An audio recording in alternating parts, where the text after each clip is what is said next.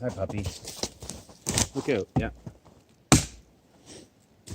All right, so with two hands on there, the further down your hands go on this, the less control that you have. You can get more of a swing and more power when your hands are close. If you go further away, you have a lot, you're not likely to run out of and swing too far because you've got less mobility. This way I can swing and cover much more. I can hit that tree over there.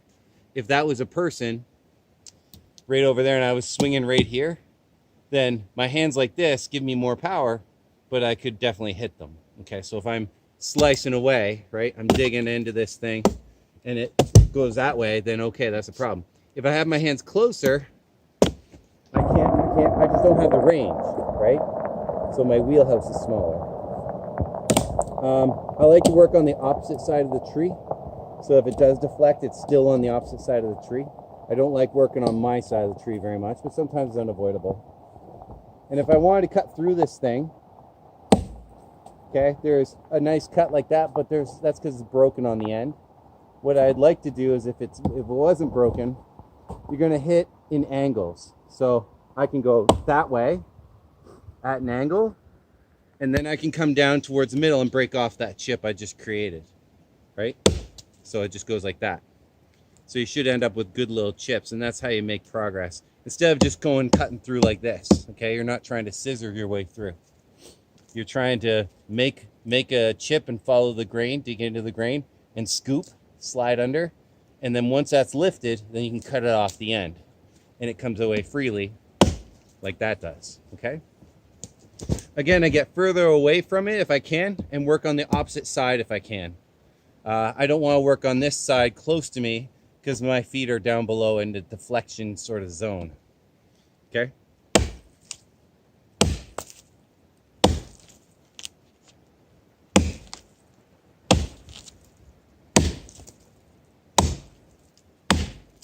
And I'll change the angle of my body too. So instead of coming down this way, like a golf swing, I'm going to keep the angle up like this. So if I miss, it's going to hit the ground first. So time to bend my legs. And that's what I want to do to maintain my safety. Because within an instant, I've now cut my leg open and have a big gash, depending on, you know, how much blood is pumping and how much exercise I'm getting at the moment. You got big trouble, okay? So that's the good thing about axes is you can hammer with them. There's lots of rocks and pieces of wood in the trees and on the ground that you can grab and you can hammer with too if you needed to.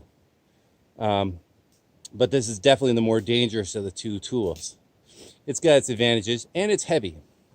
Another tool, especially if it's a foldable saw, is just a regular hand saw, but it's made for the woods. So a bow saw. And this tree stump, I can make some progress on it.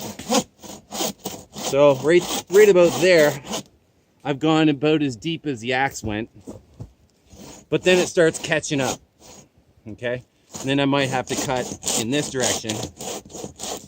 So the safety is much less because I can cut my skin with this, but I'm not going to go through a finger in an instant, and I'm not going to cause a big gash that's devastating to my body like I would with an axe. So my advice would be, if you had to choose one, I like the foldable saws, and get your hands away from it. So if I'm working here, get this hand away from there. You can use two hands, even a foldable saw. Just get your body away from it so you don't have to worry about it missing and so on. Also, you might have to cut from the bottom side because you gotta imagine the pressure of this is pushing down. There's a space down here. I don't know if you can see that. But that causes this thing to pinch on the top here. So as I'm sawing, the further I get through it, the more this tree wants to bend and close on the saw blade. And that's when it gets really hard to kind of get through there. You can also pick an angle of an up and down angle, and that seems to work pretty well too. But it's still going to take a long time, plus this blade is dull. And I haven't had it sharpened, and it's pretty old. So I got to get it sharpened before I'm going to think about getting through a tree like this size. So there you go. There's some thoughts on saws and bow saws and folding saws and axes and hatchets, just in terms of safety. So keep them sharp, keep a case on them. Make sure that there's a way, there's nobody around you when you're working, so that if you lose control of it for some reason, it doesn't go flying and hit somebody.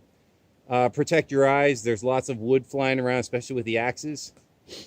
And chopping down live trees that are still up in the tree, standing, is a bad idea if you don't know what you're doing. So just a big heads up. I personally know people who have been very injured and nearly ended their lives because they've gotten hit by trees that fall in ways they don't expect. And so just be real careful. A tree that's already down, it's kind of hard to hurt yourself with that tree, right? Unless it rolls on top of you. So just be real careful when you're working with wood, and probably you're not going to work with wood this big anyways, smaller stuff. But take precautions. Where is the zone? Where is the deflection area that your hatchet can go in or your axe can go in? And are you there? Are you got parts of you there?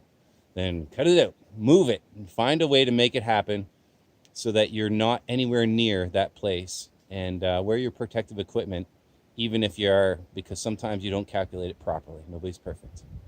Hopefully that's when your equipment backs you up. Your protective equipment backs you up. It's not the thing you put on your front line. Your brain is on the front line. You make a good decision first. Then your equipment backs you up after that. Okay? So that's that. Hope that was okay. And keep looking for more videos. I'm just going to cover stuff as I go through it. I'm not suggesting you go out and chop down trees or work on stuff like that. This is just for you to know in case you're ever in the situation. Okay? Take care.